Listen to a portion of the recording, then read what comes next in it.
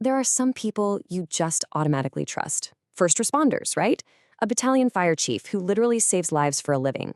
That's who Kevin West was. Or at least, that's who everyone thought he was. Because behind that respectable uniform, he was living a secret life. A lie so big, it would end in murder. This is the story of a hero's deadly double life. I feel bad for not feeling bad. Just let that sink in for a second.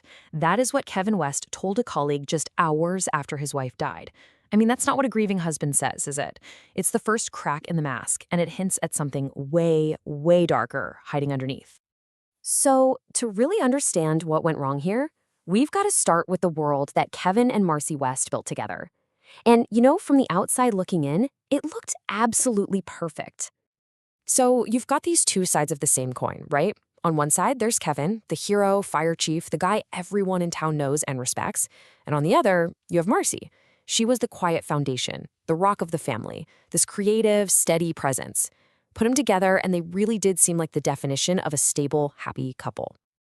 And I mean, look at this. They were married for over 20 years, had 2 kids, this big, beautiful house.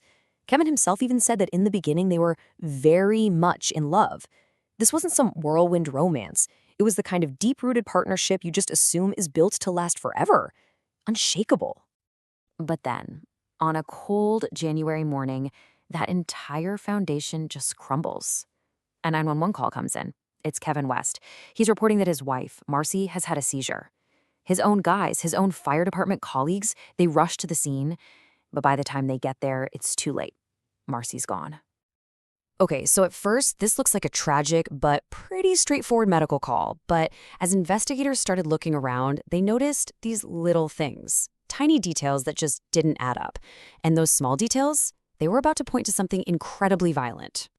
Right away, things just felt off. Marcy's bra strap was messed up. Her pants were on inside out. I mean, think about it. Those aren't things that typically happen during a seizure. It almost feels like the scene was staged, right? And then the autopsy comes back. Officially, it's inconclusive, but it shows these subtle bruises on her neck and trauma to her head.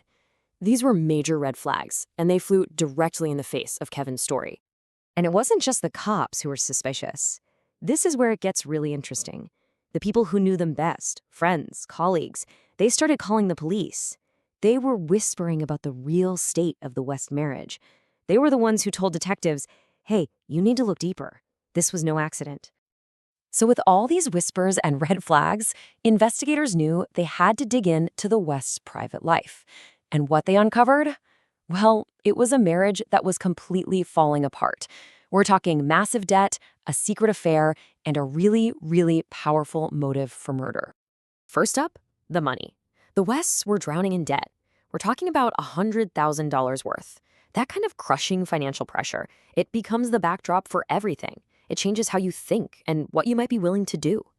And here's the cold, hard math of it. Kevin had told a friend that if he divorced Marcy, he'd be financially ruined. He'd have to split his pension and would be left with like $1,600 a month to live on. But murder, well, that was a completely different story.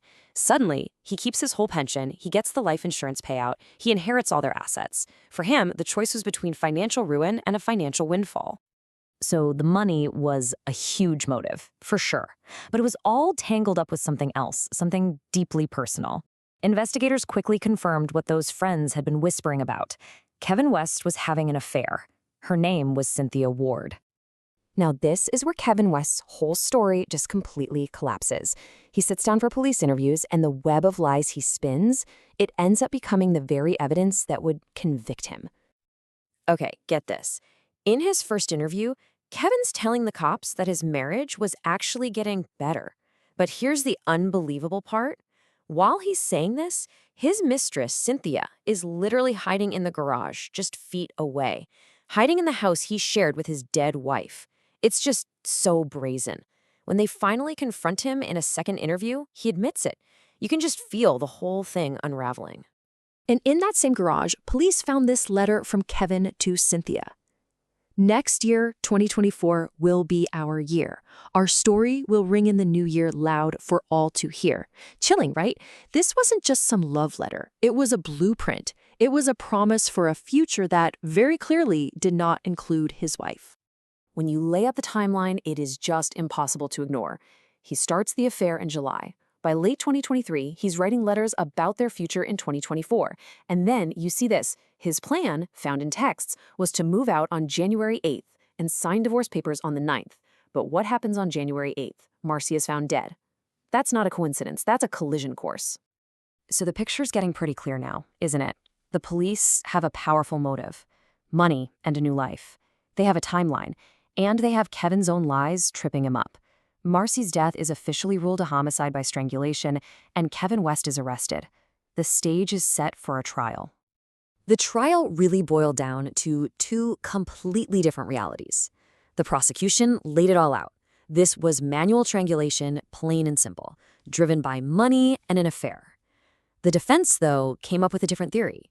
They claimed Marcy died from a fatal seizure, and that it was triggered by an intense neck massage their son gave her for her chronic migraines.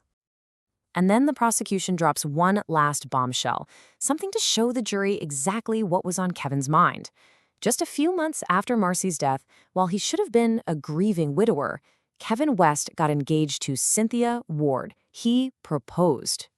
So the jury had to weigh it all: the affair, the massive debt, the suspicious injuries on Marcy's body, and of course, Kevin's lies. In the end, it wasn't a hard decision. The verdict was unanimous. Guilty.